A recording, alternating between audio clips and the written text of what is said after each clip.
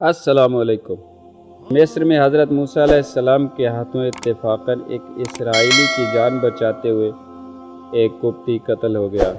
فرعون کو اس کی اطلاع ہوئی تو اس نے غصے میں سپاہی دوڑائے کہ حضرت موسیٰ علیہ السلام کو گرفتار کر کے اس کے سامنے پیش کیا جائے۔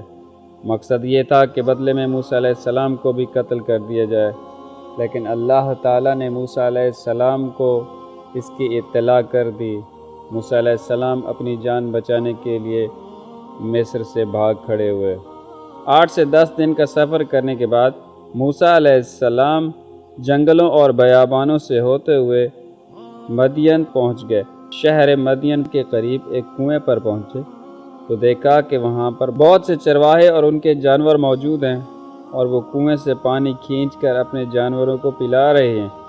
آپ نے یہ بھی دیکھا کہ 2 عورتیں اپنے جانوروں کو پانی پلانے کی بجائے ان کو کنویں کے قریب جانے سے روک رہی ہیں، اور وہاں پر کوئی بھی ان کی مدد نہیں کر رہا۔ موسیٰ علیہ السلام نے ان لڑکیوں سے پوچھا کہ وہ اپنے جانوروں کو پانی کیوں نہیں پلا رہی، تو انہوں نے جواب دیا کہ وہ کنویں سے پانی نہیں نکال سکتی جب تک یہ چرواہے اپنے جانوروں کو پانی پلا کر چلے نہ جائیں، تو وہ بچا کھچا پانی اپنے جانوروں کو پلا دیں گی۔ حضرت موسیٰ علیہ السلام نے چاہا کہ ان سے ان کے والد کے بارے میں دریافت کیا جائے۔ اس سے پہلے کہ آپ ان سے پوچھتے، انہوں نے خود ہی بیان کر دیا کہ ان کے والد بہت ہی بوڑھے ہیں اور بیمار ہیں۔ اس پر موسیٰ علیہ السلام نے ان کے جانوروں کو لیا اور کنویں کے پاس گئے۔ کنویں کے قریب جا کر چرواہوں کو کہا کہ انہوں نے پانی پلانا ہے۔ سارے چرواہے پیچھے ہٹ گئے تو حضرت موسیٰ علیہ السلام نے اکیلے تنہا پتھر کو اپنی جگہ سے سرکایا اور ڈول سے پانی نکال کر ان کی بکریوں کو ڈول سے پانی پلایا۔ روایات میں آیا ہے کہ اس پتھر کو 8 سے 10 آدمی مل کر اپنی جگہ سے ہلایا کرتے تھے، لیکن موسیٰ علیہ السلام نے تنہا اس پتھر کو اپنی جگہ سے سرکا دیا اور ڈول سے پانی نکال کر بکریوں کو پلایا۔ اس کے بعد آپ تھکے ہارے ایک درخت کے سائے تلے بیٹھ گئے، کیونکہ 8 سے 10 دن تک پیدل سفر کیا تھا، تو اس کی وجہ سے آپ بہت ہی تھک چکے تھے۔ آپ کے پیروں میں چھالے پڑ گئے تھے۔ درختوں کے پتے اور گھاس پھوس کھا کر آپ نے گزارا کیا تھا۔ اس وقت آپ دنیا میں ساری مخلوق سے زیادہ اللہ تعالیٰ کے نزدیک تھے۔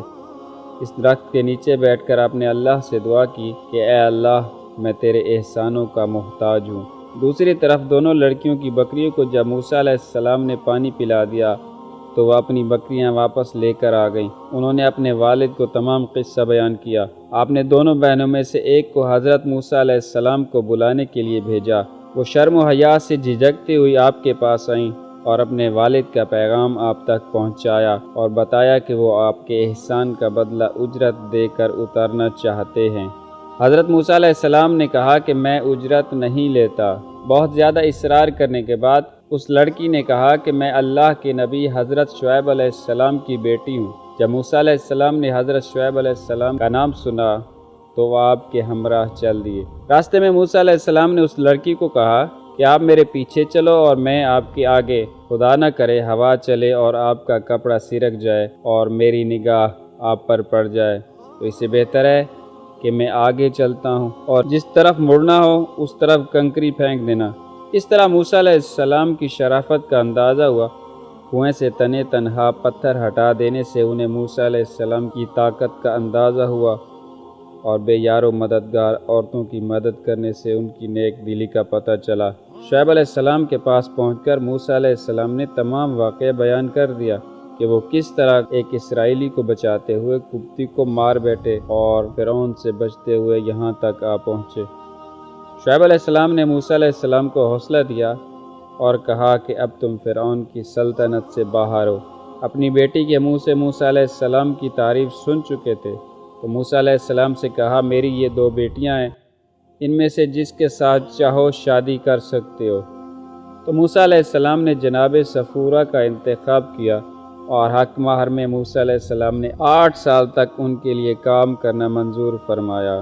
حضرت موسیٰ علیہ السلام ان 8 سالوں میں حضرت شعیب علیہ السلام کی بکریاں چرایا کرتے تھے۔ حضرت موسیٰ علیہ السلام نے 8 کی جگہ 10 سال تک جناب شعیب علیہ السلام کی خدمت کی۔ 10 سال کے بعد اپنی بیوی جناب صفورہ کو لے کر وطن واپس لوٹے۔ واپسی کے اس سفر میں موسیٰ علیہ السلام کو ایک درخت کی شاخوں میں اللہ تعالیٰ کا نور چمکتا ہوا نظر آیا۔